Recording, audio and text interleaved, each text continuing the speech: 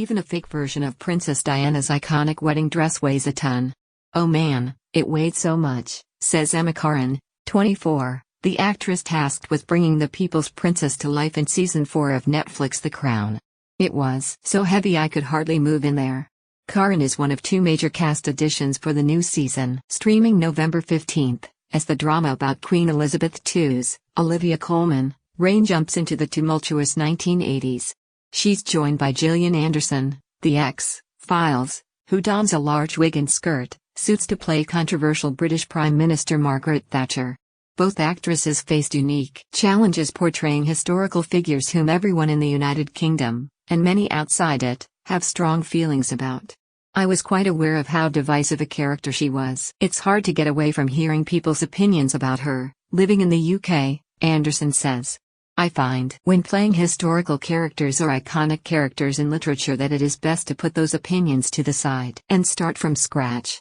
Corrin, too, felt immense pressure taking on the role of Diana, arguably one of the most beloved figures in modern British history. "I was very intimidated," she says. "Diana was this incredible public figure, the most generous humanitarian. I feel like she had this aura of kindness and also being quite a game changer for the royals, in the sense that she was one of the people." More, The Crown Season 3 is missing a lot of the Queen. Corrin wasn't even two when Diana died in a car crash in Paris in 1997, but she grew up with an acute awareness of the princess' life. "Because she broke the rules, bucked the trend, I was very interested in her." Crown brings Diana into the story as a teen who catches the eye of the older Charles.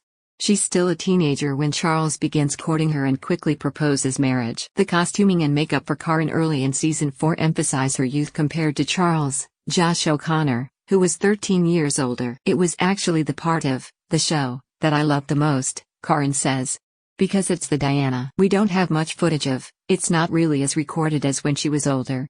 I also think that it's a crucial bit to the story. You can't understand the older version without the younger version as well." Most shocking to viewers only casually familiar with Diana's life will be the series' frank portrayal of her struggle with bulimia, something Diana was open about later in her life. "She was very candid about it, which I think is incredibly progressive of her at that time," Corrin says. "Obviously, it's something we're talking about now, but even now if someone comes out and says that is something they've dealt with, it's a big deal. I knew that it was central to her experience, and I wanted to do that justice." Corrin says she lobbied to flesh out the scenes exploring the eating disorder, but she understands the responsibility of portraying a mental illness. "I just think it's important. I think that for anyone who's experienced it, it is always a good thing to see it be represented on screen. At the same time, I know it's very triggering to see, and I know that you have to be careful." Each relevant episode begins with a viewer discretion warning and resources for those struggling with eating disorders. More, The Crown introduces its Princess Diana. The new season portrays Diana under immense stress to fit into the royal family and play her part at all times. Corrin sees parallels between Diana's journey and that of the daughter-in-law Diana didn't live to meet, Duchess Meghan. "Playing the role made me feel very sensitive about what Meghan and Harry are going through at the moment," Corrin says, referring to the intense media scrutiny and online abuse of Prince Harry and his wife, who earlier this year announced a desire to step back as senior members of the royal family. "I think it's because I feel protective over anyone who is subjected to that." More, Elizabeth Debicki cast as Princess Diana for final 2 seasons of The Crown. Although Thatcher was nowhere near as beloved a public figure as Diana, Anderson still had plenty of baggage to sort through to play the political figure, she says. Despite her ubiquity in public life during the 1980s, there was much Anderson didn't know about Thatcher. "I don't even think I knew she had twins," she says. "I didn't know that she continued to iron her husband's shirts, even while she was Prime Minister, or that she cooked dinner for cabinet members in the flat above number 10, Downing Street." She and her daughter's shepherd's pie is an integral part of the episode in which Thatcher decides to go to war over the Falkland Islands.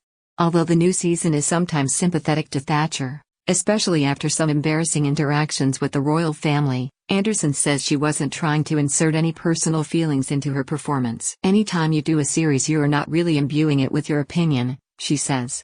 "It's none of my business how the audience reacts. I have a feeling that the response that the audience ends up having will be as divided as the response to her in real life. It'll keep people talking around the water cooler, if we're ever allowed to go back to work and stand around the water cooler."